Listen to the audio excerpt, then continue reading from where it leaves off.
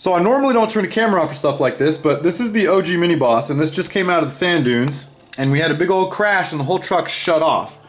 So more inspection realized that it was this sound unit that was actually arcing where I'd soldered it into the ESC wires, and that solder had just broken loose and was kind of arcing around. So instead of playing around with this, I think we're just gonna remove the sound unit and run this truck without a sound unit. It's been probably almost 5 years that I've been running this truck with the original motor and original ESC with this ESS1 sound unit.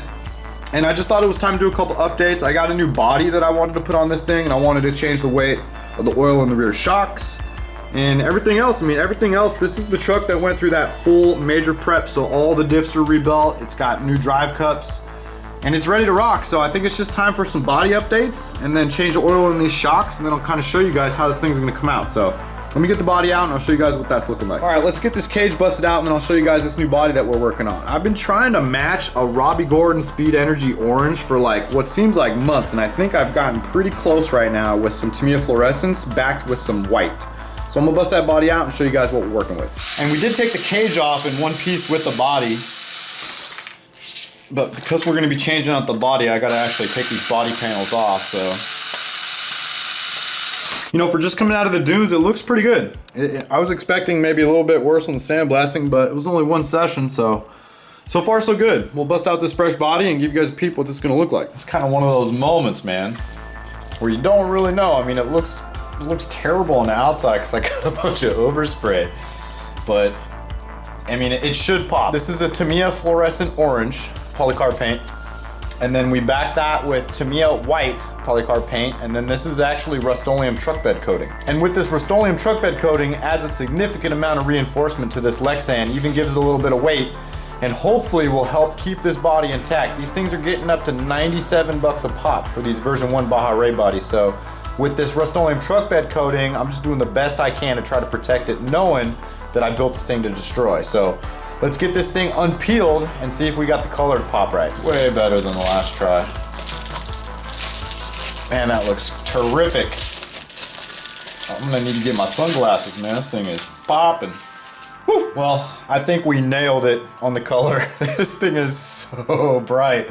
It's crazy, dude. So, you know, the backing color was way more important than I ever could have thought. So I do have our RC Dune buggy, which I backed with the exact same color, but it's with silver, and I'll give you guys a comparison and show you the difference between this and that. It's crazy. I did the best I could with these Losi bodies, trying to get, you know, as clean as I could of the backdrops, but there's a little overspray in a couple areas and on the door jambs and stuff like that, but for the most part, it turned out really well. And there's a little close-up of that Rust-Oleum truck bed coating on the liner, and then underneath that is white, and then underneath that is like 4 coats of this Tamiya fluorescent orange. So I think it's gonna be looking pretty spot on. I'll show you this other rock gray body that I did with a silver backing, and it's just dull compared to this, so I'll show you guys that right now. This is a rock gray roof right here, and this is done with the same orange but backed in silver.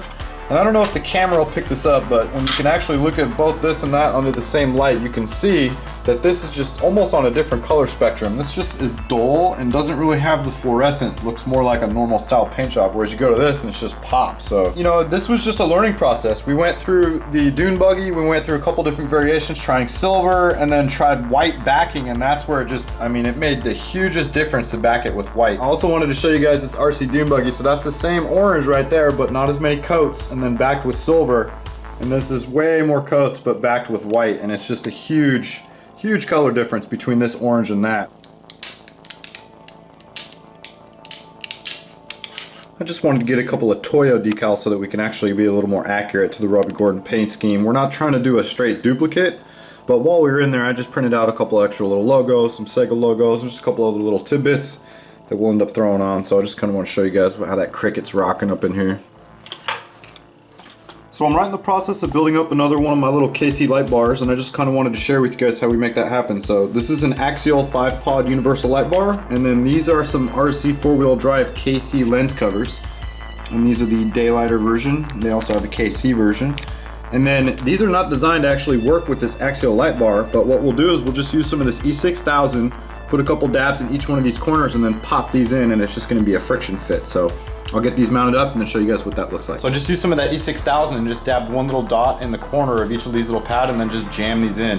And I thought that was just a quick, easy way, just do a little kit bashing. So axial 5-pod light bar and some RC 4-wheel drive daylighter lenses with some E6000 and they just fit right in there. So I just got this thing on mock-up right now, but I am like blown away at how bright this thing is. And I just don't know if my camera is actually doing this thing justice, but it is like one of the brightest RC paint jobs that I've ever seen in person. So my original plan was to run one of these little KC light bars up top, and now I'm just straight kind of paranoid about cutting into there and tearing this thing up, dude. So $97 body, and it's kind of an afterthought. I should have had that cut and kind of planned out before we did this, but it's something that I came up with building up the Baja Rock, and I just was kind of hoping that we could do something similar here. Still got cold feet and paranoid about cutting up this roof to make this KC light bar fit, but these bodies are so expensive, and the process of this was such a pain to do the multicolors with the white backing and then the truck bed coating.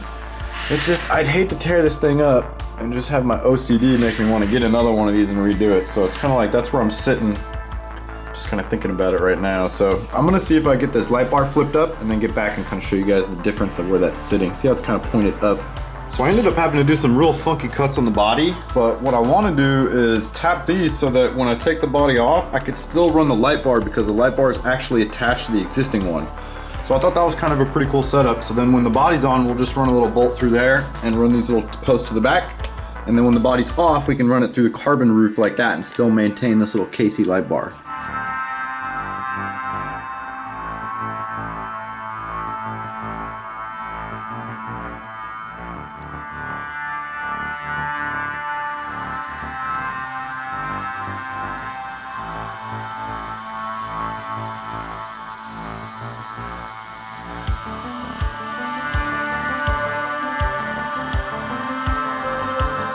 Next step for this thing is going to be busting out this performance analyzer and testing this versus some of the other Baja trucks. We'll bring out a couple different pinions, change some pinions on the fly, and see how these things do, man. So thank you guys for watching. Hit that like and subscribe.